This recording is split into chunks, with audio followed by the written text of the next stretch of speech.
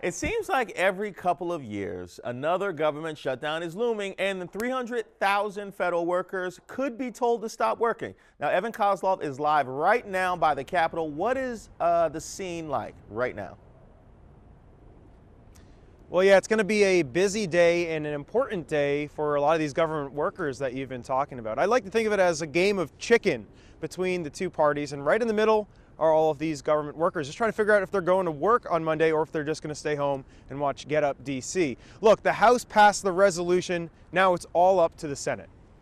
Resolved that the House agreed. Hours of late night wrangling led to nothing in the Senate. They're trying to pass that House-approved bill that would keep the government open until February 16th. But no surprise, things quickly turned to finger-pointing on both sides.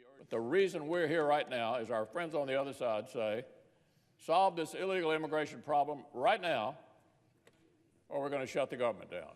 There have been very good attempts, bipartisan attempts, to solve this problem. It was the other side, your side, leader, that didn't want to go along. Eventually, the Senate called it quits for the night. They're going to be back at it this morning. And as that clock ticks closer to midnight, still no vote has been scheduled. All right, so here's the problem in the Senate. They need 60 votes, and that includes a bunch of Democrats. So right now, since they're not cooperating, nobody is terribly optimistic about this resolution passing by tonight. But the real thing for all of us here is that there are a lot of local impacts, and if you join us in about a half hour, we're going to be talking all about that. All right, Reese, I'll send it back to you. Thanks, Evan. It's good to see that they're engaging in some effective finger pointing. That'll help. Essentially, we're looking at a game of chicken between the two parties, and stuck right in the middle are thousands of our government workers. And as that clock continues to tick, the question is, what will be the impacts if there's a government shutdown?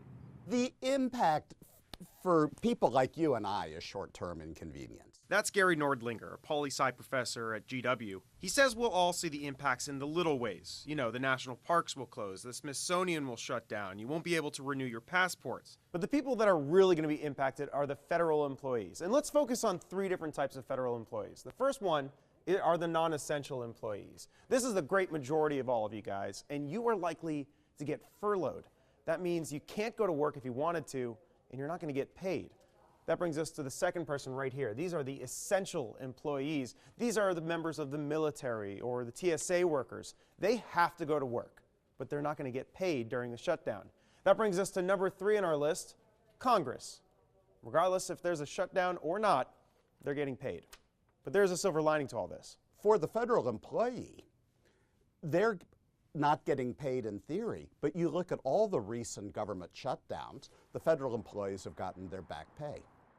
So here's where it stands right now. The House has already passed a resolution that would fund the government through February, and now it's all on the Senate. Here's the problem. They need 60 votes, and that means a bunch of Democrats jumping in. If they can't cooperate, we're looking at a shutdown by midnight.